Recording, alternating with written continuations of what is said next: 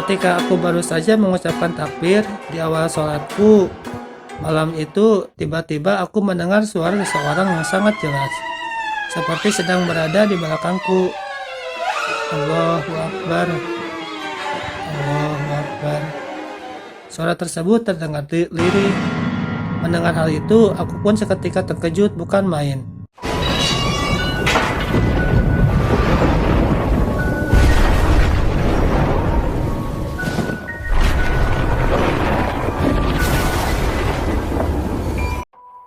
Assalamualaikum warahmatullahi wabarakatuh guys. Salam Siun Hi. Oke, ketemu lagi sama gue Yudi di channel Jurik Misteri. Kali ini gue akan menceritakan sebuah kisah nyata yang dialami oleh seseorang yang memang pengen dirahasiakan ya identitasnya, jadi nggak ingin diketahui identitasnya ya. Oke, yang berjudul Makmum.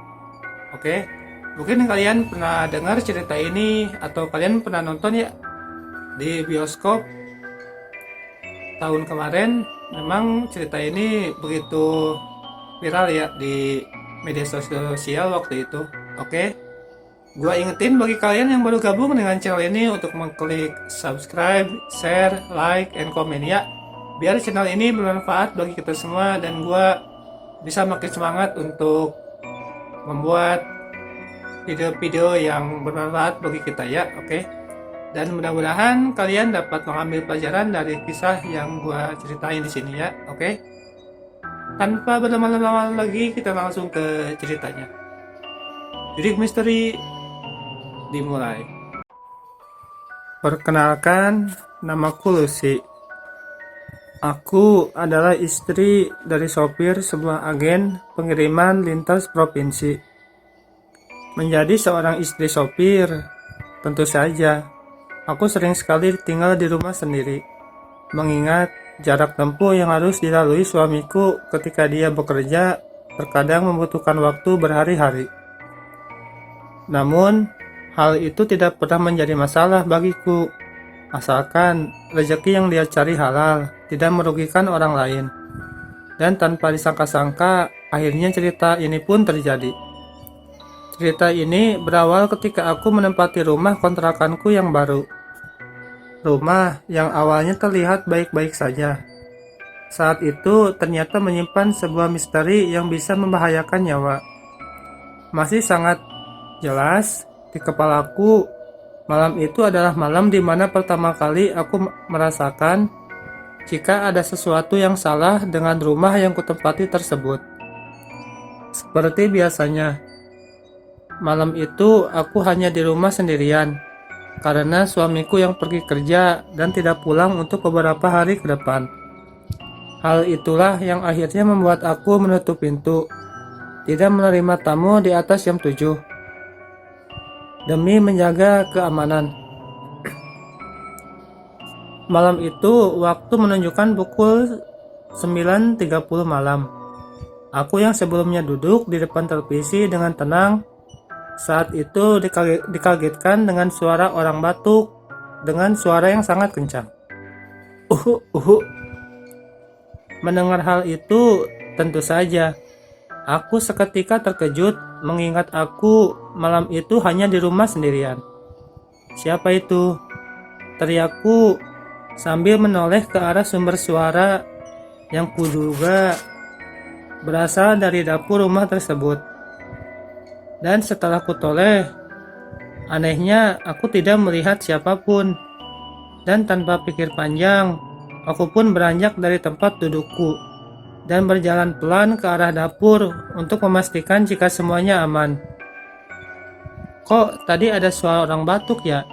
Jangan-jangan maling, pikirku sambil tidak berhenti melangkahkan kakiku menuju dapur rumah tersebut, yang memang terletak di bagian paling belakang. Dan sesampainya aku di dapur, pandanganku tiba-tiba teralihkan dengan adanya sesajen yang terlihat tertata rapi di bagian sudut dapur. Melihat hal itu, tentu saja aku seketika terkejut dan bertanya-tanya untuk apa sesajen diletakkan di tempat ini. Loh, kok ada sesajen? Wah, mungkin penghuni rumah ini sebelumnya masih percaya sama hal yang berbau klinik. Pikirku sambil menuju ke arah sesajen tersebut. Dan segera kubuang ke dalam tempat sampah. Setelah semuanya beres, aku pun menghubungi suamiku via telepon dengan maksud ingin memberitahu apa yang sudah aku temukan. Halo mas, kamu sudah sampai mana? Tanyaku mulai pembicaraan. Masih baru keluar tol yang masih jauh. Ini mau ambil kiriman lagi. Kamu kok belum tidur? Jawab suamiku. Aku gak bisa tidur mas. Aku barusan nemu sesajen di bawah kompor. Aneh banget. Isinya bunga-bunga gitu. Ucapku sambil duduk kembali di depan televisi. Ya, namanya rumah kontrakan baru. Mungkin yang tinggal di rumah itu sebelumnya memang suka gitu-gituan yang... Jawab suamiku. Iya kali ya. Tadi aku juga dengar suara orang batuk. Sepertinya aku nggak betah deh di rumah ini. Kita cari rumah lain aja yuk mas, pintaku. Walah, kamu di situ masih 2 hari. Ya wajarlah kalau belum betah. Nanti lama-lama pasti betah. Kok percaya deh. Oh iya, jangan bersihin rumahnya dulu ya. Tunggu aku pulang aja, kita bersihin bareng-bareng. Terang suamiku. Ya mas, rumahnya gede banget. Ya gak kuat lah aku kalau harus bersihin sendiri. Mana barang-barang di sini banyak banget lagi yang berantakan. Ucapku manja. Iya sayangku, lusa aku sudah pulang kok. Jawab suamiku. Mas, aku kangen. Ucapku mengalihkan pembicaraan. Dan tanpa menjawab pertanyaanku, saat itu suamiku tiba-tiba mengucapkan kata-kata yang aku pun sama sekali tidak mengerti artinya. Astagfirullah. Masuk ke kamar sekarang sayang. Tut. Ucapnya sambil menutup teleponku. Mengetahui hal itu, tentu saja aku langsung kaget bukan main. Karena aku mengira telah terjadi apa-apa dengan suamiku. Mengingat saat itu dia masih dalam keadaan mengemudi. Dan tanpa menunggu lama lagi, aku pun langsung menelponnya berkali-kali. Dengan sesekali mengirimkan pesan singkat untuk menanyakan apa yang sebenarnya membuat dia menutup teleponku secara tiba-tiba. Namun sayangnya, semua teleponku tidak ada satupun yang diangkat. Hal itulah yang akhirnya membuat aku semakin cemas. Dengan keadaan suamiku yang saat itu masih belum jelas. Namun akhirnya semua kekhawatiranku saat itu langsung menghilang ketika aku menerima pesan singkat dari suamiku yang kuterima beberapa lama kemudian. Masuk kamar, kunci pintu dan sholat, tulis suamiku. Mengetahui hal itu, aku pun seketika tenang sambil membahas pesan singkatnya tersebut.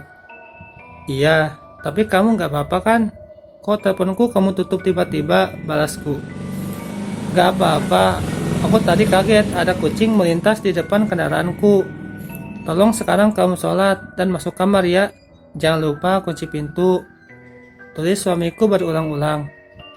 Dan setelah mengetahui jika suamiku baik-baik saja, aku pun kembali duduk di depan TV dengan perasaan yang sedikit lebih tenang.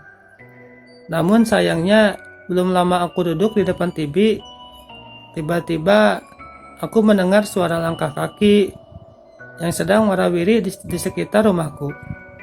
Plak, plak, plak. Suara langkah kaki tersebut.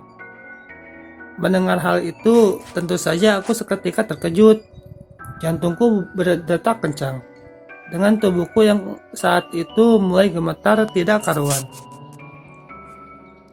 Dan untuk memastikan hal itu, aku pun langsung mematikan TV-ku dengan harapan agar aku bisa lebih jelas mendengarkan suara langkah kaki orang tersebut.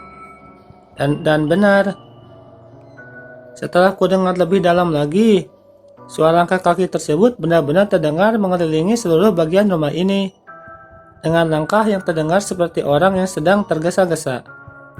Mendengar hal itu, aku pun segera beranjak dari tempat dudukku, dan seketika menuju jendela rumah yang ada di ruang tamu, agar aku bisa mengintip siapa sebenarnya yang malam itu sedang berjalan mengelilingi rumahku.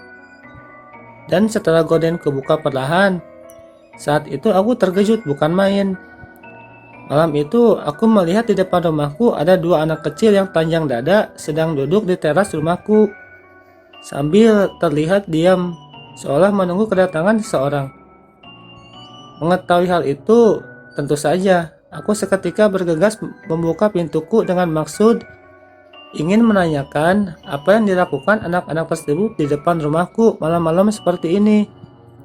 Namun anehnya, ketika aku membuka pintuku, aku kembali terkejut bukan main.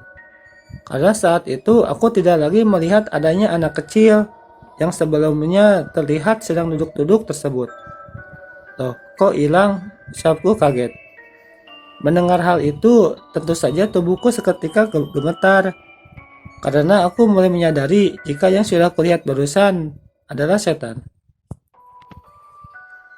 Dan setelah menunggu lebih lama lagi, aku pun segera kembali masuk ke dalam rumah dan segera menguncinya dari dalam. Dan tidak berhenti di situ saja. Saat itu aku langsung mematikan seluruh lampu yang ada di rumahku dan segera masuk ke dalam kamar tidur juga menguncinya dari dalam. Dan perasaan yang masih ketakutan, aku pun mencoba memejamkan mata dengan tidak henti-hentinya mulutku memanjatkan doa. Dan singkat cerita, malam itu pun aku tertidur sekitar pukul 11.30 malam. Namun sayangnya, dalam tidurku, aku mengalami mimpi yang sangat buruk. Dalam mimpiku, aku terlihat melihat ada seseorang wanita yang memakai baju yang sangat mirip dengan baju yang kukenakan saat itu. Dia berdiri di tengah-tengah rumah yang terlihat hancur dengan tangan yang menunjukkan ke arahku. Melihat hal itu, aku mencoba berjalan mendekatinya dengan sesekali memanggilnya. "Mbak, Mbak," teriakku.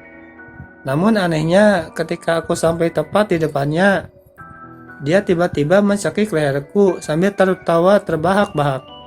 Semua itu terlihat sangat jelas di dalam mimpiku, yang akhirnya aku terbangun dari tidurku dengan napas yang ngos-ngosan. "Syukurlah, semua itu cuma mimpi," ucapku. Dan singkat cerita, karena pikiranku tidak karuan, akhirnya aku pun memutuskan untuk sholat malam, mengingat waktu itu aku sempat menoleh ke arah jam dinding yang sudah menunjukkan pukul 2 dini hari.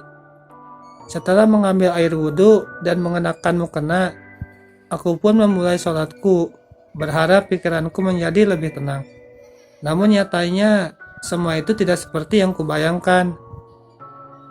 Ketika aku baru saja mengucapkan takbir di awal sholatku, malam itu tiba-tiba aku mendengar suara seseorang yang sangat jelas, seperti sedang berada di belakangku. Allahu Akbar, Allahu Akbar. Suara tersebut terdengar lirih.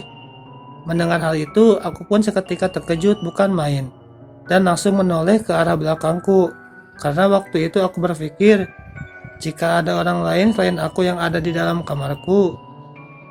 Namun anehnya setelah aku menoleh ke belakang, malam itu aku benar-benar tidak melihat siapapun. Dan tanpa memerdulikan hal itu, aku pun mencoba kembali memulai sholatku untuk yang kedua kalinya. Di sholatku yang kedua tersebut, aku tidak lagi mendengar suara orang yang mengikuti suaraku ketika takbir di awal seperti sebelumnya. Hal itulah yang akhirnya membuat aku sedikit lebih tenang dan memulai bacaan sholatku secara perlahan. Namun, ketika aku sedang ruku, aku kembali terkejut bukan main. Karena waktu itu, aku melihat adanya bayangan di belakangku. Dan perasaanku memang mengatakan, jika ada seseorang yang sedang mengikuti setiap gerakan sholatku. Hal itulah yang kudengarkan. Dan ditambah ketika aku kembali berdiri i'tidal, bangun dari ruku, aku dengar dengan sangat jelas ketika suara aneh tersebut benar-benar terdengar lebih keras dari sebelumnya. Sami Allahu liman hamidah, Sami Allahu liman hamidah. Suara tersebut terdengar jelas. Mendengar hal itu, aku pun seketika terkejut bukan main. Waktu itu perasaanku sudah sangat tidak karuan. Bacaan sholatku berantakan, disertai tubuh yang gemetar ketakutan. Namun, karena aku tidak ingin membatalkan sholatku, aku pun terus melanjutkan gerakanku, sambil mataku yang seketika aku pejamkan. Semua gerakan sholatku saat itu benar-benar diikuti layaknya seorang makmum yang sedang mengikuti imamnya. Masih sangat jelas di kepalaku, saat itu adalah saat yang paling mencekam di sepanjang hidupku. Detik demi detik kulalui dengan penuh rasa ketakutan. Semua doa aku baca dengan air mata yang saat itu sudah tidak bisa lagi kutahan. Dan puncaknya, karena aku sudah tidak kuat lagi menahan rasa penasaranku, akhirnya ketika aku sujud, aku sengaja mengintip ke belakang untuk memastikan siapakah sebenarnya yang saat itu ada di belakangku. Dan betapa terkejutnya aku ketika aku melihat ke belakangku. Aku melihat dengan mata kepalaku sendiri. Malam itu di belakangku benar-benar ada seorang wanita yang juga mengenakan mukena putih yang terlihat pudar warnanya. Dan tidak berhenti di situ saja. Waktu itu dia juga terlihat sedang sujud dengan tidak sedikit pun mengeluarkan kata-kata. Melihat hal itu, tentu saja aku seketika berteriak ketakutan dan langsung berdiri dengan tidak lagi melanjutkan sholatku. Teriakku kuat. Dan tanpa lama-lama lagi, aku pun langsung berlari keluar kamarku dengan meninggalkan sosok perempuan tersebut yang masih dengan keadaan sujud dan tidak bergerak sama sekali. Tapi sayangnya, semua cobaanku tidak berhenti di situ saja. Setelah aku keluar dari kamarku dan sampai di ruang tengah rumahku, waktu itu aku kembali dikejutkan dengan sosok makhluk halus yang kuduga kuat adalah kuntilanak. Itu terlihat dari baju yang dikenakannya, berwarna putih kusam dengan bercak-bercak yang tidak bisa kulihat dengan jelas. Karena malam itu lampu yang ada di dalam rumahku masih dalam keadaan mati. Sosok tersebut berdiri di salah satu sudut ruangan rumah ini sambil tidak bergerak sama sekali. Melihat hal itu, tentu saja aku seketika kembali berteriak dengan sekuat tenaga sambil terus berlari ke arah luar rumah. Dan sesampainya aku di luar rumah, aku pun langsung berlari menuju ke pos ronda yang ada di ujung jalan untuk berusaha meminta bantuan. Namun karena itu, saat itu di lingkungannya sangat sepi. Aku pun akhirnya tidak menjumpai satupun orang dan aku memutuskan untuk tetap bertahan di pos ronda sambil berharap ada orang yang lewat. Dan singkat cerita, malam itu aku ketiduran di pos ronda dengan masih menggunakan mukena. Pagi harinya dibangunkan oleh suamiku sekitar pukul 5. Saat itu suamiku terlihat ngos-ngosan dengan keringat yang keluar bercucuran. "Mas," ucapku memeluk tubuh suamiku sambil kembali meneteskan air mata. "Kamu gak apa-apa?" tanya suamiku. "Gak apa-apa, Mas. Kamu kok tiba-tiba ada di sini? Katanya pulang lusa," ucapku. "Aku mendadak pulang karena aku tak mau kamu kenapa-napa," jawabnya tegas. "Kamu tahu dari mana, Mas?" ucapku heran. "Kemarin malam, ketika kamu telepon aku mendengar di teleponmu ada suara wanita tertawa dan suara orang yang berbicara aneh. Dan tak kenapa saat itu aku merasa jika ada sesuatu yang akan terjadi kepadamu. Karena aku pun sebenarnya juga tahu kalau rumah itu adalah bekas rumah paranormal." Terang suamiku. "Hah? Kenapa kamu gak cerita kalau kemarin malam kamu dengar orang lain ditelepon? Dan udah tahu rumahnya kayak gini, kamu kok gak cari yang lain aja sih, Mas?" protesku. "Kemarin aku berpikir kalau aku ngomong aku mendengar ada seorang lain, aku khawatir kamu ketakutan. Jadi mending aku diam aja dan langsung pulang aja. Akhirnya malah kayak gini. Maaf ya Yang, ini memang salahku. Kalau urusan rumah, aku memang tidak punya pilihan lain. Waktu itu Om Hendra nawarin rumah itu murah banget. Awalnya aku gak percaya hal-hal klinik gituan. Jadi tanpa pikir panjang langsung aja aku ambil tuh rumah. Tapi ternyata semua keputusanku salah. Habis ini kita langsung keluar dari rumah itu ya. Aku janji, terang suamiku jelas. Mendengar hal itu, aku pun seketika tenang dan kembali pulang bersama dengan suamiku untuk segera mengemasi barangku dan segera pergi dari rumah tersebut. Dan setelah semua barangku selesai, aku kemasi dan kemasukkan ke dalam mobil. Suamiku pagi itu aku pun segera pergi meninggalkan rumah tersebut dengan perasaan yang sangat tidak karuan. Rasa takut, trauma, dan sebagainya pagi itu seolah masih menempel di otakku. Mengingat yang kulihat semalam benar-benar terlihat sangatlah menyeramkan. Dan di tengah-tengah perjalananku, aku saat itu mencoba menanyakan kepada suamiku yang saat itu terlihat tiba-tiba membisu. "Kamu kok diam aja, Mas? Kenapa?" tanyaku. "Sebenarnya tadi pagi waktu aku baru sampai rumah dan nyariin kamu, aku juga melihat apa yang kamu lihat, Yang," ucap suamiku pelan. "Ah, di mana?" sautku. "Di kamar kita," jawabnya singkat. "Ya, Mas. Kemarin aku juga lihat di kamar ada perempuan yang ikut sholat," ucapku meyakinkan. "Bukan itu masalahnya, Yang," saut suamiku. "Terus apa?" "Perempuan yang kulihat di kamar kita tadi, wajahnya sama persis dengan wajahmu. Tapi tangannya buntung," ucap suamiku. Mendengar hal itu, aku pun seketika diam, dengan tidak lagi mengeluarkan sedikit pun kata-kata. Entah apa yang ada di pikiranku saat itu, yang jelas, aku seolah terkejut dengan apa yang sudah diceritakan suamiku. Hingga akhirnya aku pun memutuskan untuk tidak lagi menanyakan hal itu, agar aku tidak merasa ketakutan. Dan singkat cerita, aku dan suamiku sampai di rumah orang tuaku. Setelah aku menceritakan semuanya kepada orang tuaku, akhirnya aku dan suamiku pun memutuskan untuk tinggal di rumah orang tuaku sampai kami dapat rumah kontrakan yang baru. Tapi sayangnya di malam hari ketika aku tidur di rumah orang tuaku, waktu itu aku kembali diganggu oleh sosok perempuan tersebut. Dia kembali menampakkan dirinya di salah satu sudut kamarku sambil terus menatap ke arahku.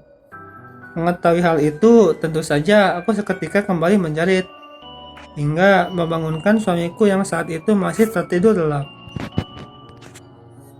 Dan singkat cerita, akhirnya aku pun malam itu membicarakan apa yang kualami tersebut dengan orang tuaku, yang saat itu juga ikut terbangun karena mendengar teriakanku.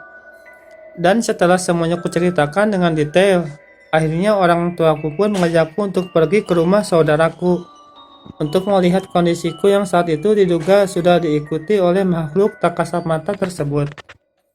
"Besok pagi kita ke rumah Abah Firman. Sekarang semua tidur di sini aja, di depan TV, sambil saling menjaga," ucap orang tuaku jelas. Dan setelah mengikuti arahan dari orang tuaku, akhirnya malam itu aku lewati tanpa adanya gangguan sedikit pun. Keesokan harinya, aku, suamiku, dan orang tuaku berkunjung ke rumah Abah Firman untuk menanyakan dan berkonsultasi tentang masalah yang kualami ini. Sampainya di rumah Abah dan aku selesai menceritakan semuanya, aku pun disuguhi segelas air putih untuk kuminum. Namun anehnya, beberapa saat setelah air putih tersebut habis kuminum, pagi itu tiba-tiba kepalaku pusing tidak karuan. Mataku berkunang-kunang, serta perutku yang mendadak mual layaknya orang yang sedang keracunan. Karena rasa sakit tersebut terasa semakin berat, akhirnya aku pun tidak sadarkan diri. Ketika aku membuka mata, aku sempat kebingungan dengan apa yang sudah kualami. Aku yang sebelumnya berada di ruang tengah rumah Abah, saat itu tiba-tiba sudah berada di kamar tamu, bersama suamiku dan orang tuaku yang saat itu terlihat cemas menatapku. Dan tidak berhenti di situ saja. Saat itu aku melihat pakaianku pun sudah acak-acakan tidak karuan. Dan benar, saat itu ternyata aku baru saja mengalami kesurupan. Menurut suamiku, aku memberontak dengan sangat kuat, dengan tingkah yang sangat di luar akal sehat manusia. Namun setelah berhasil ditenangkan dan diajak komunikasi oleh Abah Firman, akhirnya setan tersebut bersedia keluar dari tubuhku. Setelah proses mediumisasi telah usai, aku pun diarahkan untuk melakukan serangkaian terapi agar aku benar-benar bisa terbebas dari makhluk halus yang mengikutiku tersebut. Dan alhamdulillah, setelah hampir 3 bulan lamanya, aku pun benar-benar bisa dikatakan sembuh dari gangguan tersebut. Sebelumnya, setelah kepulanganku dari rumah Abah Firman, aku memang masih kerap diganggu oleh sosok tersebut. Tidak hanya ketika sholat, bahkan ketika beraktivitas pun aku juga sering melihat sosok tersebut menampakkan dirinya yang memang aku pun tidak bisa memungkiri jika wajah sosok makhluk tersebut sangatlah mirip dengan wajahku.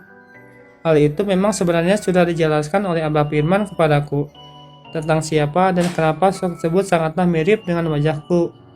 Namun karena aku menganggap itu adalah urusan pribadiku dan keluargaku, sepertinya lebih baik jika itu semua tetap ku simpan rapi untukku sendiri dan tidak ku ceritakan di sini. Dan akhir cerita, aku dan suamiku kini sudah pindah dan memiliki rumah yang baru. Semua pengalamanku ketika di rumah itu tentu saja tidak akan pernah kulupakan selama hidupku. Karena selain sangat menyeramkan, andai saja waktu itu aku tidak bisa disembuhkan, mungkin saat ini aku tidak bisa berbagi cerita bersama kalian. Terima kasih teman-teman, semoga cerita ini menemani hari-hari kalian.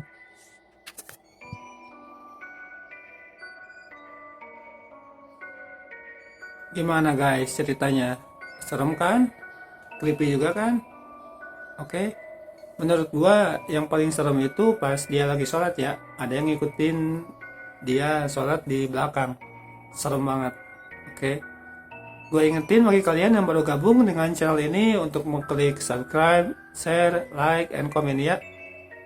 Biar kalian dapat notifikasi updatean terbaru dari channel ini, dan gue makin semangat untuk membuat cerita ini agar kalian dapat mengambil pelajaran dari setiap kejadian yang gue share di sini ya. Oke. Sampai ketemu lagi di kejadian-kejadian mistis lainnya ya. Oke. Pelajaran yang dapat dipetik dari kisah ini adalah kita harus selalu berserah diri kepada Allah Subhanahu wa taala dan dalam keadaan apapun dan dalam situasi apapun kita harus selalu berserah diri kepada Allah Subhanahu wa taala ya. Oke.